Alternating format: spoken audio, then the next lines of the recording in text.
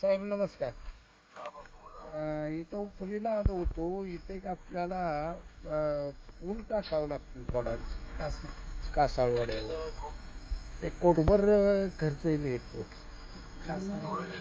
हा 1 कोटी रुपये होईल. मोठा वडा रुंद वडा झाला की गाडी पूर्ण नाही का नदी त्याला दर्जा द्यावा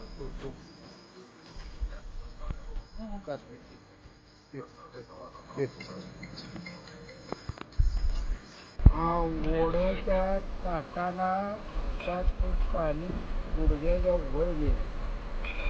ते सगळे पंचनामे ओळख असतं तर करा. नंतर पंचनामा दाखवू नका. सगळं पंचनामा करून घ्या. जीव तुझा पायी